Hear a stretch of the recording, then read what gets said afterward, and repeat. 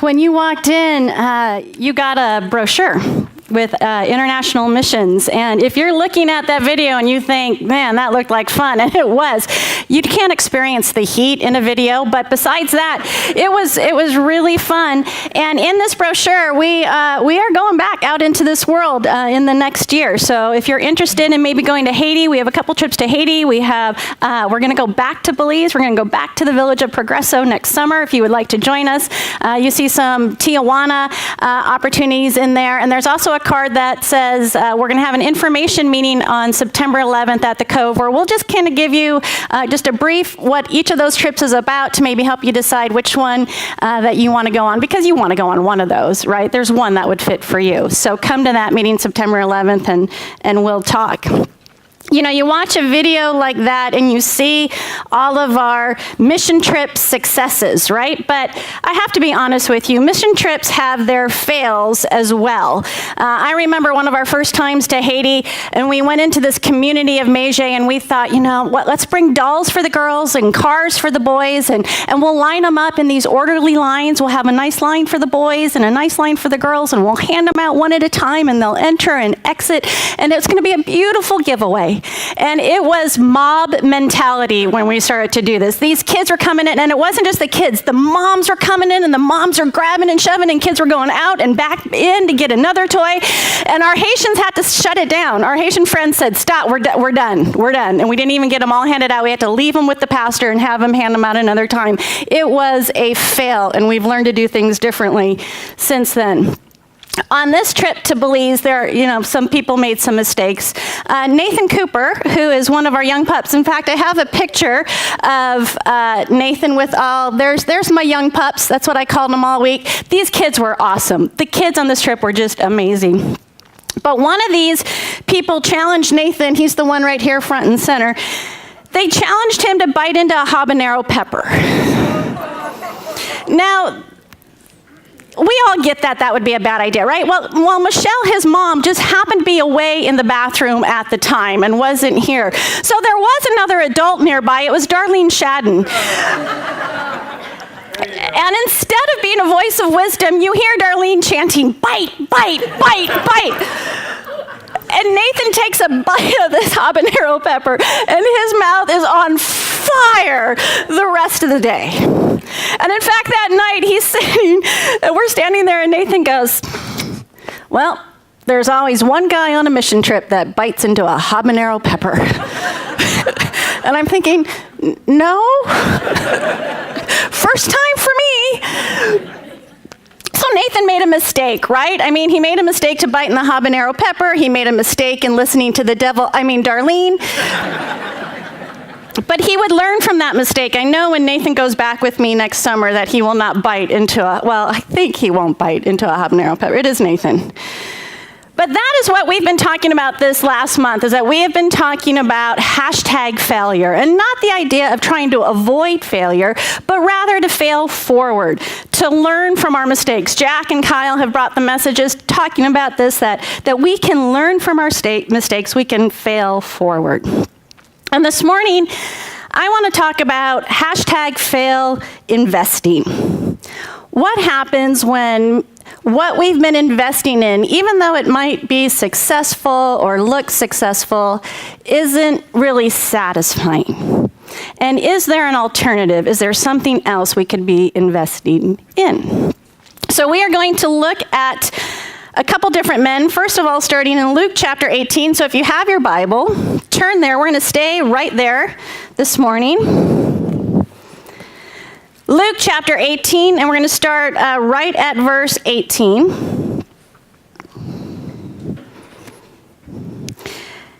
And it says, a ruler asked him, Jesus, good teacher, what must I do to inherit eternal life? Why do you call me good? Jesus asked. No one is good but one, God. You know the commandments. Do not commit adultery. Do not murder. Do not steal. Do not bear false witness. Honor your father and mother. I have kept all these from my youth, he said. And when Jesus heard this, he told him, well, you still lack one thing. Sell all that you have and distribute it to the poor, and you will have treasure in heaven. Then come and follow me. And after he heard this, he became extremely sad because he was very rich. Here's a guy who had it all. Right? He's living in Jerusalem or outside of Jerusalem, and yet truly he is living the American dream. Right? If he had a profile, it would say #success. He was a ruler, he was rich. His story is also accounted for in Matthew chapter 19 and in Mark 10. And in Matthew 19, it tells us that he was young. And that is why he is called the rich young ruler. He had done it all, and he had done it all at a young age, and it looked like it had paid off. In fact, in Matthew 19, it doesn't just say that he had wealth, but he had many possessions. He had a lot of cool stuff. You know, when we were in Belize, in fact, I have a picture of this, we had this special ritual in the morning. The young pups would all stay up really late at night, so they would be sleeping in. But us adults would tend to wake up before them, and we would just start that day slowly. This is our Starbucks in the Progresso Village. And the Belizean women would be up before us, and they would be making our breakfast, and they would have this coffee. And this coffee, you could get it black if you want it, but they would put something in there, sugar, cream, I don't know, but it was like liquid gold. And we would wake up just so excited about this coffee. And so we would sit like this in the circle, and I don't see her. She's probably up at the kitchen at this time. Cindy O'Farrell came down one time, and I'm not kidding you, she had like 4 mugs in her arm. Like she's coming down into the circle like this, and I look at her, I go, Cindy, what are you doing? And this is what she said. She looked at me and she said, I need these. I need all of these. And I still to this day do not know what she was doing with that. But that phrase has stuck in my mind. I need these. I need all of these. Even in Belize, right? We need all of these. And there are times when I go into my closet to kind of whittle it down, and I see my shoes and I think, I need these. I need all of these. And my phone gets kind of loaded up and the storage is full, but I look at the apps and I think, I need these. I need all of these. And we need bigger homes, and we need more bedrooms. And students, you're going back to school, and you need back to school clothes, right? We need these. We need all of these. But I wonder if we don't find ourselves like this rich young ruler who had all this stuff, who was successful, and yet something is missing. In Mark chapter 10, when it tells its story, it says that he came running up to Jesus. You see, Jesus did not seek this young man out. Jesus seeks a lot of people out. He did not find this man. This man found Jesus. He has it all, but something is missing. He would have had a lot of property, but he doesn't have peace. He's young, and yet he's concerned about his future. He's religious, he's followed the law, he's spiritual, and yet he's uncertain about his relationship with God. Something is missing. And we see in verse 22 that he walks away from Jesus just sad. He's a sad, rich, young ruler. When we invest in ourselves, there's going to be a payoff. When I invest in myself, I might get thinner and stronger. When I invest in products, I might get younger looking skin. I might get a bigger home. I'm going to get more rungs on the ladder. If I'm a student and I invest in myself, I'm going to get a higher GPA. I'm going to take those AP classes. I'm going to get into the right school. We have this epidemic in our world of greed and selfishness and overachievement. And the cost is we also have an epidemic of depression and anxiety and fear. We're investing in something that's not truly paying off in our best interests. And so what if we did something different? What if we didn't invest in what the world told us to invest in, but we actually invested in God's kingdom? And I think when we invest in God's kingdom, we are investing in significance rather than success. So let's look at what that might be. And we're going to just continue on, skip about 20 verses and get to Luke chapter 19 right there. So it's shortly after this encounter with the rich young ruler, Jesus has another encounter. Chapter 19, verse 1. He entered Jericho and was passing through. There was a man named Zacchaeus who was a chief tax collector, and he was rich. He was trying to see who Jesus was, but he was not able because of the crowd, since he was a short man. So running ahead, he climbed up a sycamore tree to see Jesus since he was about to pass that way. When Jesus came to the place, he looked up and said to him, "Zacchaeus, hurry and come down because today I must stay at your house." So he quickly came down and he welcomed him joyfully. All who saw it began to complain, "He's gone to lodge with a sinful man." But Zacchaeus stood there and said to the Lord, "Look, I'll give half of my possessions to the poor, Lord, and if I have extorted anything from anyone, I'll pay back 4 times as much." "Today salvation has come to this house," Jesus told him, "because he too is a son of Abraham. For the Son of Man has come to seek and save the lost." Here we have a different rich man with a different outcome. And we see in this encounter what it looks like to invest in God's kingdom. And first of all, if we're going to invest in God's kingdom, we're going to have to give time. We're going to have to give our time away. Jesus is on his way. It says he's passing through Jericho. He's actually on his way to Jerusalem. We are at the end of Luke chapter 9, of the Gospel of Luke. So what we see here is Jesus is on his way to die. He is heading to Jerusalem to be executed. And you would think you would pull back and hang out with your disciples or spend time with your Heavenly Father. And yet here Jesus, he stops at the sycamore tree in order to give time to invest in God's kingdom. And I love what he does here. I love that he looks up at that tree and he says his name, Zacchaeus. Now, maybe Jesus knew it because he's the Son of God. Maybe he heard everybody whispering it, but he calls him by name, Zacchaeus. I was out to breakfast just last week. I met a friend in Oceanside. And we come out of this restaurant right there in Oceanside near the water, and this man comes up to me. And he's got a couple quarters in his hand, and he goes, "Hey, any chance you just have 50 cents? I could just use 50 cents. Well, I have McDonald's gift cards in my car. It's something Emily Cook taught me to do. I have McDonald's gift cards in my car for just such occasions, for when somebody is hungry and they need a meal. So I say to this man, I said, "Hey, do you like McDonald's?"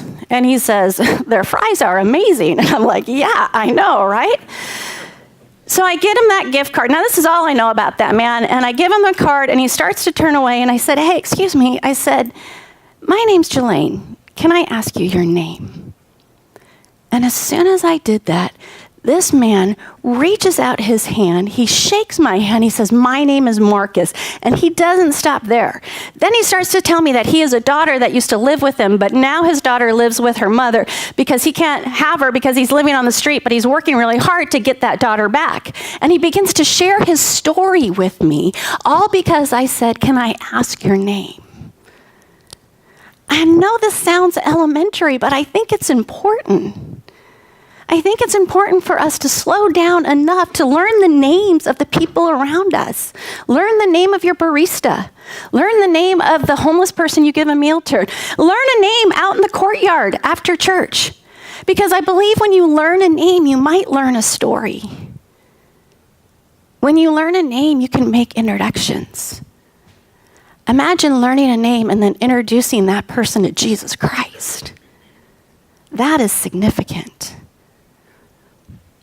And Jesus stops at the sycamore tree and he says, "Zacchaeus," and he calls him by name. And then he says, "Come down immediately. I must stay at your house today." I love this practice. I'm going to start doing this. Out in the courtyard, I'm going to start inviting myself to your house. I have to come to your house today. You're going to feed me. Or at least I'll send my family. They're hungry. But you see in Jesus that there's this urgency. There's this immediately today. Look at Jesus is not content to make an appointment for later. "Oh, you're curious about me? You're up in that tree because you want to see me? You know what? We should get our people to talk. You have your people call my people. We'll get together in a couple weeks." That's not Jesus. Today, I'll spend time with you today. And I look at my life and I look at my calendar, and when I do, if I'm honest with you, I can see that I'm investing a lot of time into my own kingdom. But what if I open that calendar up? What if when I ran into someone that is hurting or curious, that I was able to say, "Hey, I can have coffee with you today. Let's get together today." There are people around us who are wanting to see Jesus. And they're not climbing up trees, so they may not be that obvious, but they are there. And if we're going to invest in God's kingdom, we got to slow down enough to give people our time and say, I can meet with you today. Investing in God's kingdom also means that we're going to give people grace. Look at how these people talked about him. In one version, when Jesus says, hey, I'm coming to your house today, it says the people were displeased. They said, he is gone to be the guest of a notorious sinner. This isn't just any sinner. This is a notorious sinner. And this is because he is a chief tax collector. Now, if you don't know about tax collectors, here's the deal. One, Zacchaeus is Jewish. And he is working for the Roman government. Okay, that's bad enough. The Romans were oppressing the Jews, so he is working for the enemy. Okay, strike one. But now he's a tax collector, and what the government would do is they would tell the tax collectors, here's the money that you have to collect that we are expecting. But anything that they collected above and beyond that, they could keep for themselves. And so they would go above and beyond that, and this is what Zacchaeus has done, and he is rich. He has made money out of cheating his own people. So he is working with the enemy. He is cheating them. He is crooked. He's a cheater. He is a no good man. You look at the rich young ruler, and he thought he was good. Right? When Jesus asked him, are you keeping the commandments? Yeah, since I was young. I'm good. I'm a good person.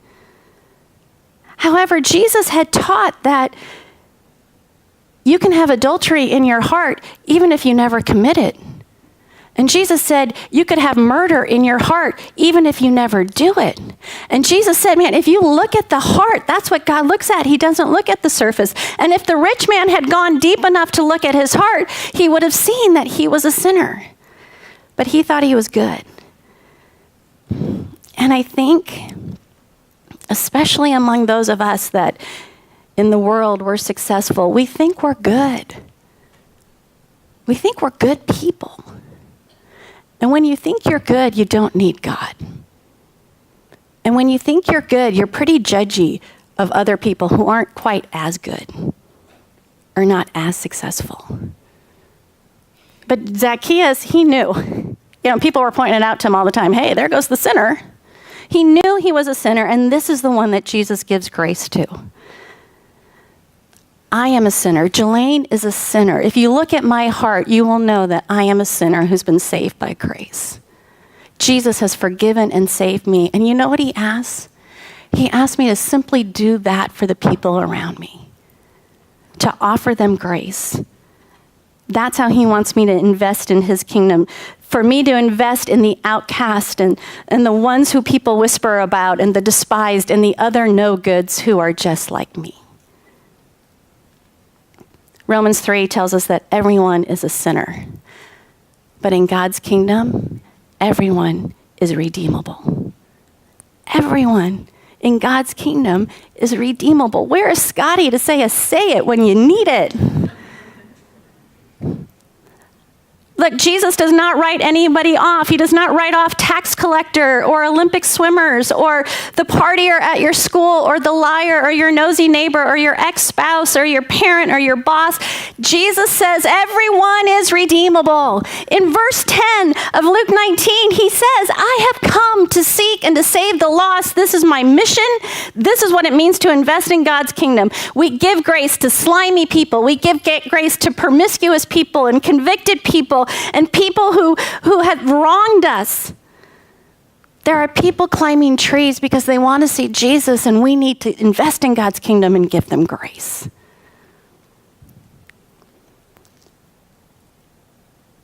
Can you imagine how significant that could be to somebody? Investing in God's kingdom means we give someone our time. It also means we give grace to the other sinners just like us. And lastly, it means we give money.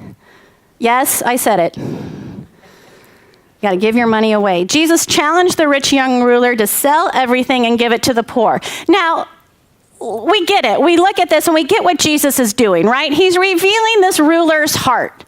He's showing to him that, hey, you think you're good, but when you look at your heart, you are valuing possessions and your prestige and your wealth. That's all so much more important to you than God. And he reveals that man's heart. But he could have just said, hey, sell everything and follow me. And that would have revealed the young man's heart too.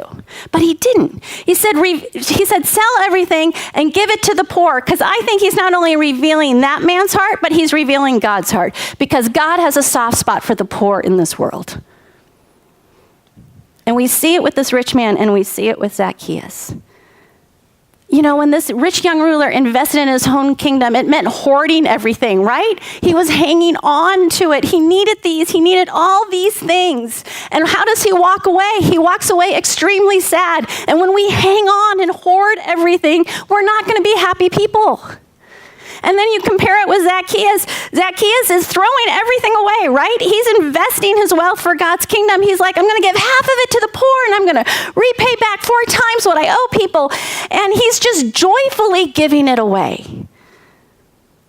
When we invest our wealth in God's kingdom, it means we're going to let go of some of our stuff, and we're going to let go of our money, and we're going to use it to make a significant difference in a world that is hurting, in a world that is hungry, in a world that is enslaved. We can use our wealth to make a difference in the lives of people, and that is significant. And what's the return? If you hang on to those possessions, you're going to walk away sad. I mean, Zacchaeus is like Scrooge. I love the Christmas Carol. Watch it every year. And here's Scrooge at the end of that movie, and he's throwing open the windows. What day is it? And I want the biggest turkey, and send it to Cratchit. And he's redeeming people, and he's restoring relationships, and he's so happy. He's a giddy giver. I look at Zacchaeus and say, he's a giddy giver. That's what happens when we give our stuff away. You know, mission trips are fascinating to me. And we're going to roll some photos here, just a couple photos. And if you've been around for a while, you know about a year ago, I marketed this Belize trip as, oh, this is going to be an easy mission trip. I know Haiti is scary and hard and difficult, so we'll do something easier.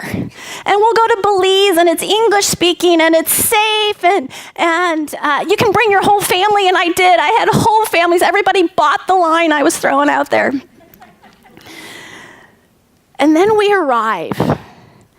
And it is hot. I mean, this week in Belize rivaled, when it comes to heat and humidity, it rivaled the hottest week we had in Haiti. I mean, it was snuggy warm. And then we drive up to our village. 2 hours later, we get to our village, and I had been told we were going to be kind of staying in the schoolroom. Well, that had changed. And they walked me into the church, and they go, this is where the girls are going to be. And then there's a room where the guys are going to be. And you walked into that room, and there was no ventilation, and it was right next to the outhouses, and it stunk. And the guys are like, oh, no, we're coming in there with you. So it was 38 of us. You see, I think after this one, you see the sleeping arrangements. And we had to tear things down every morning, because this is where we were doing VBS and church service, and put everything to the side, and then at night bring it all back out. And this meant that I had to see Kyle every night, make an announcement to the team that he was going to bed, and then he'd rip off his t-shirt and slither into a sleeping bag, and it was horrifying. Every night. And there were bathrooms. 2 of them were toilets, and 2 of them were outhouses, and they had things like on them that said girls and boys, and Riley, my son's like, those are just suggestions, right? Like, we can use whichever one we really want to use. And then there's showers. They had showers. They were like outdoor showers with a door on them, but they were right in our dining area. So there was one night after dinner, we're kind of doing shout outs with the team, and there was a shout out for Corey Peters, and I'm like, where is he? And Tammy's like, oh, he's in the shower. And so I go, hey, Corey, you got a shout out. And you hear from the shower, okay, great, thank you. And yes, it was a safe place. It's a stable government, and it's not violent, but they didn't tell us about the vipers. And about the second to the last day we were there, the neighbor right next door shows us the viper that he had killed. You know, it was still wiggling. And then a little bit later, the pastor, and that's the picture you see, the pastor shows the viper that he killed. And this is just feet from where the showers are. I'm so glad it was at the end of the week, because I only had like 1 shower left to take. Because I'm in that shower, and I'm like looking around, and I'm freaking out, and I'm thinking, what if a snake gets in here? And I can't tell you what I was more afraid of, getting bit by that snake or having to run out naked into the dining area. was terrifying. This was no first step into mission trips, and I apologized to my team. And they were amazing. This team was amazing. And we get back to the States, and about a week or so later, we have a little team party. So now we've been home, and we've been in our air-conditioned homes and our soft beds and our snake-free bathrooms, and we get to the end of this party, and I said, okay, guys, that was our first trip. Do we go back? Does Canyon Springs go back? Would you go back? 100% of them, I'm in. I would go back.